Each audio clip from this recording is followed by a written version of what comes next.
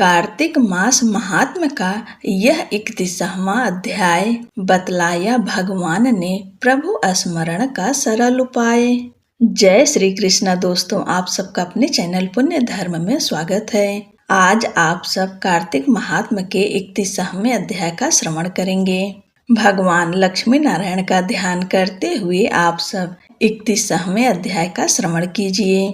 भगवान श्री कृष्ण ने कहा, पूर्व काल में अवंतीपुरी उज्जैन में धनेश्वर नामक एक ब्राह्मण रहता था।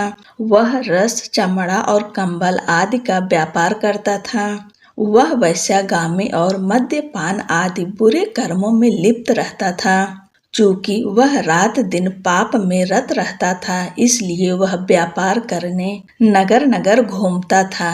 एक दिन वह क्रय विक्रय के कार्य से घूमता हुआ महिष्मतीपुरी में जा पहुंचा, जो राजा महर्षि ने बसाई थी। वहां पाप नाशनी नर्मदा सदैव शोभा पाती हैं। उस नदी के किनारे कार्तिक का व्रत करने वाले बहुत से मनुष्य अनेक गांवों से स्नान करने के लिए आए हुए थे। धनेश्वर ने उन सबको देखा और अपना सामान बेचता हुआ वह भी 1 मास तक वहीं रहा। वह अपने माल को बेचता हुआ नर्मदा नदी के तट पर घूमता हुआ स्नान, जाप और देवार्चन में लगे हुए ब्राह्मणों को देखता और वैष्णवों के मुख से भगवान विष्णु के नामों का कीर्तन सुनता। वह वहां रहकर उनको स्पर्श करता रहा, उनसे बातचीत करता रहा। वह कार्तिक की व्रत की उद्यापन विधि तथा जागरण भी देखता रहा। उसने पूर्णिमा के व्रत को भी देखा कि व्रती ब्राह्मणों तथा गायों को भोजन करा रहे हैं, उनको दक्षिणा आदि भी दे रहे हैं। उसने नित्य प्रति भगवान शंकर की प्रसन्नता के लिए होती दीपमाला भी देखी। त्रिपुर नामक राक्षस के 3 पुरों को भगवान शिव ने इसी तिथि को जलाया था। इसलिए शिव जी के भक्त इस तिथि को दीप उत्सव मनाते हैं। जो मनुष्य मुझ में और शिव जी में भेद करता है, उसकी समस्त क्रियाएं निष्फल हो जाती हैं। इस प्रकार नर्मदा तट पर रहते हुए जब उसको 1 माह व्यतीत हो गया, तो एक दिन अचानक उसे किसी काले सांप ने डस लिया। इससे विहल होकर वह भूमि पर गिर पड़ा। उसकी यह दशा देखकर वहां के दयालु भक्तों ने उसे चारों ओर से घेर लिया और उसके मुंह पर तुलसी दल मिश्रित जल के छींटे देने लगे। जब उसके प्राण निकल गए, तब यमदूतों ने आकर उसे बांध लिया और कोड़े बरसाते हुए उसे यमपुरी ले गए। उसे देखकर चित्रगुप्त ने यमराज से कहा, इसने बाल्यावस्था से लेकर आज तक केवल बुरे कार्य ही किए हैं। इसके जीवन में तो पुण्य का लेश मात्र भी दृष्टिगोचर नहीं होता। यदि मैं पूरे 1 वर्ष तक भी आपको सुनाता रहूं, तो भी इसके पापों की सूची समाप्त नहीं होगी। यह महापापी है, इसलिए इसको 1 कल्प तक घोर नरक में डालना चाहिए। चित्रगुप्त की बात सुनकर यमराज ने कुपित होकर कालनेम के समान अपना भयंकर रूप दिखाते हुए अपने अनुचरों को आज्ञा देते हुए कहा, हे प्रेत सेनापतियों, इस दुष्ट को मुद्गरों से मारते हुए कुंभीपाक नरक में डाल दो। सेनापतियों ने मुगदरों से उसका सिर फोड़ते हुए कुंभीपाक नरक में ले जाकर खौलते हुए तेल के कड़ाहे में डाल दिया। प्रेत सेनापतियों ने उसे जैसे ही तेल के कड़ाहे में डाला, वैसे ही वहां का कुंड शीतल हो गया। ठीक उसी प्रकार जिस प्रकार पूर्व काल में प्रहलाद जी को डालने से दैत्यों की जलाई हुई आग ठंडी हो गई। यह विचित्र घटना देखकर प्रेत सेनापति यमराज के पास गए और उनसे सारा वृत्तांत कहा। सारी बात सुनकर यमराज भी आश्चर्यचकित हो गए और इस विषय में पूछताछ करने लगे। उसी समय नारद जी वहां आए और यमराज से कहने लगे, सूर्य नंदन, यह ब्राह्मण नरकों का उपभोग करने योग्य नहीं है। जो मनुष्य पुण्य कर्म करने वाले लोगों का दर्शन, स्पर्श और उनके साथ वार्तालाप करता है, वह उनके पुण्य का 6वां अंश प्राप्त कर लेता है। यह धनेश्वर तो 1 मास तक श्री हरि के कार्तिक व्रत का अनुष्ठान करने वाले असंख्य मनुष्यों के संपर्क में रहा है, अतः यह उन सब के पुण्यांश का भागी हुआ है। इसको अनिच्छा से पुण्य प्राप्त हुआ है, इसलिए यह यक्ष की योनि में रहे और पाप भोग के रूप में सब नरक का दर्शन मात्र करके ही यम यातना से मुक्त हो जाते हैं। भगवान श्री कृष्ण ने कहा, सत्यभामा नारद जी के इस प्रकार कहकर चले जाने के पश्चात धनेश्वर को पुण्यात्मा समझते हुए यमराज के दूतों को उसे नरक दिखाने की आज्ञा दी। भगवान श्री कृष्ण ने आगे कहा, हे प्रिय, यमराज की आज्ञा शिरोधार्य करते हुए प्रेतपति धनेश्वर को नरकों के समीप ले गया और उसे दिखाते हुए कहने लगा, हे धनेश्वर, महान भय देने वाले इन नरकों की ओर दृष्टि डालो।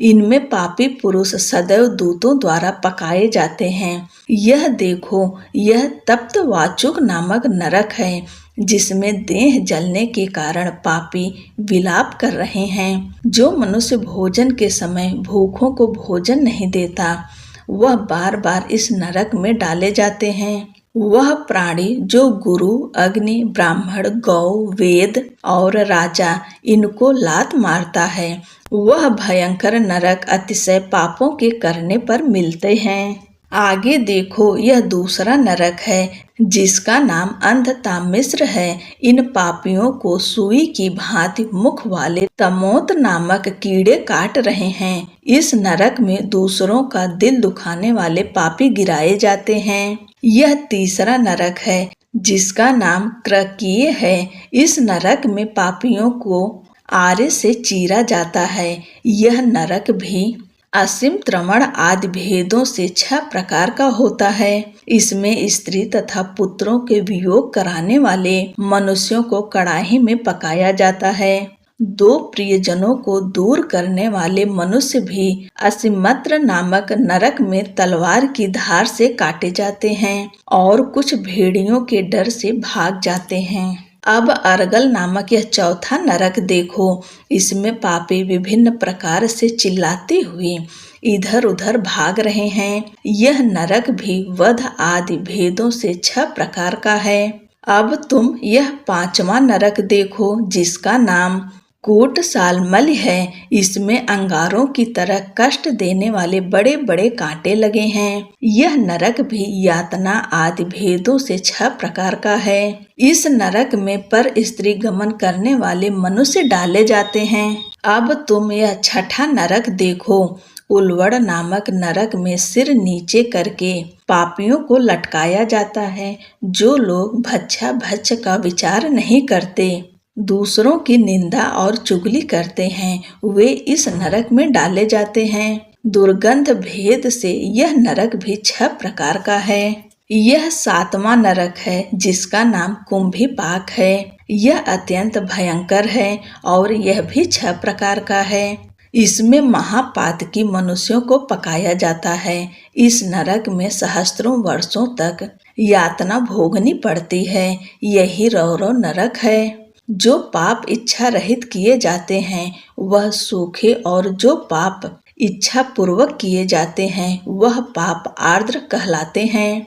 इस प्रकार शुष्क और आर्द्र भेदों से यह पाप 2 प्रकार के होते हैं। इसके अलावा और भी अलग अलग 84 प्रकार के पाप हैं। अपक्रीड, पाडाकतेय, मलिनीकरण, जाति भ्रंशकरण, उपाय, अति पाप, महापाप, यह 7 प्रकार के पातक हैं। जो मनुष्य जैसा कर्म करता है उसे इन 7 नरकों में उसके पाप कर्मों के अनुसार पकाया जाता है।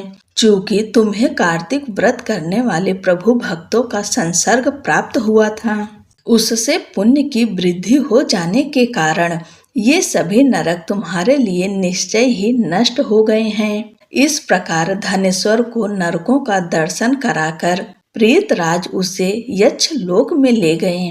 वहां जाकर उसे वहां का राजा बना दिया। वही कुबेर का अनुचर धनक्षय के नाम से प्रसिद्ध हुआ। बाद में महर्षि विश्वामित्र ने उसके नाम पर तीर्थ बनाया था। कार्तिक मास का व्रत महाफल देने वाला है। इसके समतुल्य अन्य कोई दूसरा पुण्य कर्म नहीं है। जो भी मनुष्य इस व्रत को करता है तथा व्रत करने वाले का दर्शन करता है, उसे मोक्ष की प्राप्ति होती है। बोलो लक्ष्मी नारायण की जय। श्री तुलसी चालीसा। श्री तुलसी महारानी करो विनय सिर नाय, जो मम हो संकट विकट दीजे मात नसाए। नमो नमो तुलसी महारानी, महिमा अमित न जाय बखानी। दियो विष्णु तुमको सन्माना, जग में छायो सुयस महाना। विष्णु प्रिया जय जयति भवानी, तिहु लोक की हो सुख खानी। भगवत पूजा कर जो कोई, बिना तुम्हारे सफल न होई। जिन घर तब नहीं होए निवासा, उस पर करहि विष्णु नहीं बासा। करे सदा जो तव निति सुमिरन, तेहि के काज होए सब पूरन। कार्तिक मास महात्म तुम्हारा, ताको जानत सब संसारा। तव पूजन जो करे कुमारी, पावे सुंदर वर सुकुमारी। कर जो पूजा नित प्रति नारी, सुख संपत्ति से होय सुखारी। वृद्धा नारी करें जो पूजन, मिले भक्ति होवे पुलकित मन। श्रद्धा से पूजे जो कोई, भवनिधि से तर जावे सोई। कथा भागवत यज्ञ करावे, तुम बिन नहीं सफलता पावे। छायो तब प्रताप जग भारी, ध्यावत तुमहि सकल चित धारी। तुम्ही मात यंत्रन तंत्रन में, सकल काज सिद्धि होवे क्षण में। औषधि रूप आप हो माता, सब जग में तब यश विख्याता। देव ऋषि मुनि और तपधारी, करत सदा तव जय जयकारी। वेद पुराणन तव यश गाया, महिमा अगम पार नहीं पाया। नमो नमो जय जय सुख कारणी, नमो नमो जय दुख निवारणी। नमो नमो सुख संपत्ति देनी, नमो नमो अघ काटन छेनी। नमो नमो भक्तन दुख हरणी, नमो नमो दुष्टन मद छेनी। नमो नमो भव पार उतारणी, नमो नमो परलोक सुधारणी। नमो नमो निज भक्त उबारणी, नमो नमो जन काज सवारणी। नमो नमो जय कुमति नसामनी, नमो नमो सब सुख उपजामनी। जयति जयति जय तुलसी माई, ध्याऊं तुमको शीस नमाई। निज जन जानि मोहि अपनाओ, बिगड़े कारज आप बनाओ। करूं विनय मैं मात तुम्हारी, पूर्ण आशा करहूं हमारी। चरण शरण कर जोरि मनाऊं, निस दिन तेरे ही गुण गाऊं। करहूं मात यह अब मोह पर दया, निर्मल होय सकल मम काया। मांगू मात यह बर दीजे, सकल मनोरथ पूर्ण कीजे। जानू नहीं कुछ नेम चारा, क्षमहु मात अपराध हमारा। 12 मास करे जो पूजा, तासम जग में और न दूजा। प्रथम ही गंगा जल मंगवावे, फिर सुंदर स्नान करावे। चंदन अक्षत पुष्प चढ़ावे, धूप दीप नैवेद्य लगावे। करे आचमन गंगा जल से, ध्यान करे हृदय निर्मल से। पाठ करे फिर चालीसा की, स्तुति करे मात तुलसा की। यह विधि पूजा करे हमेशा, ताकि तन नहीं रहे क्लेशा। करे मास कार्तिक का साधन, सोवे नित पवित्र सिद्ध हुई जाहि। है यह कथा महासुखदाई, पढ़े सुने सो भवतर जाई। यह श्री तुलसी चालीसा पाठ करे जो कोय, गोविंद सो फल पावहीं जो मन इच्छा होय। बोलो तुलसी महारानी की जय। तुलसी माता की आरती। जय जय जय जय जय तुलसी माता, सब जग की सुखदाता। जय जय जय तुलसी माता, सब योगों के ऊपर, सब रोगों के ऊपर। रुज से रक्षा करके भवत्राता। जय जय जय तुलसी माता। बटुपुत्री हे श्यामा, सुरबल्ली हे ग्राम्या। विष्णु प्रिय जो तुमको सेवे, सो नर तर जाता। जय जय जय तुलसी माता। हरि के शीस विराजत, त्रिभुवन से हो वंदित। पतित जनों की तारणी तुम हो विख्याता। जय जय जय तुलसी माता।